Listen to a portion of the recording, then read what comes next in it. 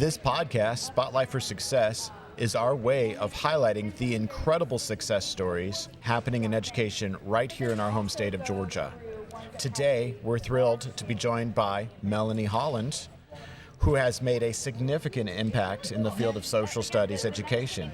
We'll explore her journey, insights, and the positive changes she's creating for students and teachers every day. So let's get started. Melanie, can you tell us a little bit about yourself? Sure, absolutely. My name is Melanie Holland. I work at Thomas Jefferson's Monticello in Virginia. So not actually based in Georgia, but we talk to a lot of Georgia teachers and students. And I have been there for about 23 years. I'm the administrator of teacher learning, and I'm thrilled to be able to work with teachers and students every day. That is wonderful. Can you tell us how you arrived at going into this for a career? Because you've done this a long time. I have, yeah. I kind of stumbled into it. I got a degree in history when I was in college, but I started working actually in the IT department at Monticello. So I've worked in many different departments there. I got my master's in education in 2012 and started working exclusively in the education department with teachers and students. So. Yeah. That is great. Can you share with us maybe some milestones you've experienced in your work at the museum? Yeah, I've seen a lot over my time there. A lot has changed. A lot has changed in how we interpret at Monticello. Monticello is the home of Thomas Jefferson, was the home of Thomas Jefferson, who was the third president of the United States. He was also the primary author of the Declaration of Independence, and he was also a lifelong enslaver. So there's a lot to talk about when people come on site or when we're talking with teachers and students off site. There's the whole paradox of the man that wrote those words that are just seminal to us as Americans. It's our almost like our birth certificate, the Declaration of Independence. And still he owned people. And so how do we reconcile that? We're never going to be able to completely reconcile that, but that's something we explore with teachers and students. And it's important to understand and explore that to understand where we are now.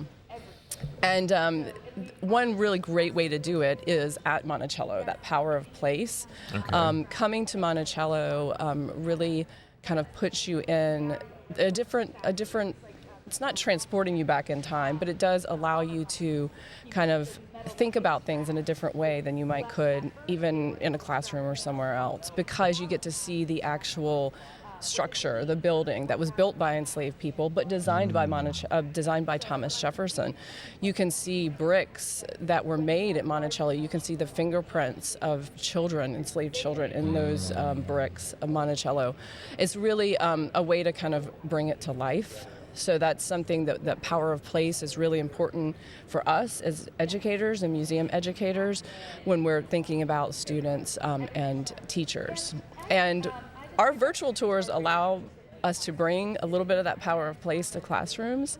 Wonderful. So we do virtual tours for students K through 12, and on that tour we actually have a guide leading them through the first floor of the house, and they get to see the items and see some of the objects up close. So that is one way that we've tried to kind of bring that power to place to people that cannot actually come to Monticello. Oh, that is wonderful. The place-based learning is so important, and I know it's a big theme here at Georgia Council of Social Studies.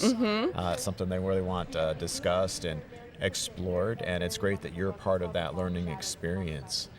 What are some things with Thomas Jefferson's life as a result of being in the museum, like that juxtaposition or that irony of here he speaks so much and is like the author of freedom in some ways, as far as the ideals he had, and yet I think he had so many I don't use the word, almost tortured thinking in terms of like he was trying to figure out. He always had that contradiction in his life. Hey, it's Tony DeSario, Director of Sales and your Georgia Senior Account Executive for the American Book Company. I am here where all the magic happens, ABC Central in Woodstock, Georgia. This is the place, our production center, where we produce the amazing books that keep us #1 in supplemental resources across Georgia. Why are we #1? Because our books are simple to use, and as always, they're 100% aligned to Georgia's standards, which is most important. Here at ABC, it's our job to support our teachers, our students, and especially our families across the state of Georgia, and we do it with pleasure and pride. Thank you so much. Have an amazing time. Yeah. And so what were some of the elements that brought that contradiction into focus for him, perhaps? I understand that I think at the end of his life he freed the slaves he had, or maybe I'm wrong. on that. Some. Okay. He only freed 7 people. Oh, okay. Yeah, so Thomas Jefferson, when he was younger, he spoke out against slavery. He said it was an aberrant condition. It was a blot on society. But later in his life, he really thought it was going to be a problem for our next generation to solve. For him, we don't know exactly, where he fell other than what he wrote and the words that he wrote. But we do know that he enslaved over 600 people in his lifetime. And at any given time, there would have been 100 to 120 enslaved people living on the Monticello mountain. He did own other properties as well. But many of those people were members of the Hemmings family. That was the largest enslaved family at Monticello during Jefferson's retirement.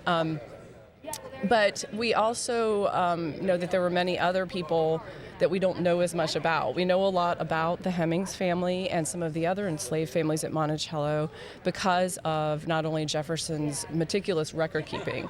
He kept records of all of his property, which included people. And but we also know a lot from the archaeology that we have done at Monticello to kind of reveal some of those, the lives of the enslaved people, including some of the sites where we believe there were cabins, enslaved dwellings, and also oral histories. We have an oral history project at Monticello called the Getting Word African American Oral History Project, and it's been going on for 30 years now, and it is where we talk to descendants of enslaved people who were enslaved at Monticello, and we get their stories, and you can find it online. A lot of the interviews are online as well, but it's really important to us to not only tell the story of Thomas Jefferson at Monticello, but to tell the story of these people who basically made his lifestyle possible. The enslaved people were the ones that did pretty much everything at Monticello. So it's important to us. And they're not, we say slavery is not a monolith. These people had lives and faith, and they resisted we talk about the resiliency of people under this oppressive institution of slavery as well. And those stories I think are important to tell. Yes, certainly. Well, we appreciate that you're part of that journey for so many people, and bringing that learning to life, whether that's people actually being able to go there or being able to see it digitally and experience it that way, and hopefully provide some revelation to people that they didn't have before. So that's really, really powerful work you're doing there, Melanie. Thank you. Thank you so much. I hope, wanted to ask one more question. Oh, sure. Associated with the Georgia Council of Social Studies, do you have a big takeaway from this conference, or something that you feel is like this is quite a moment here that you have appreciated?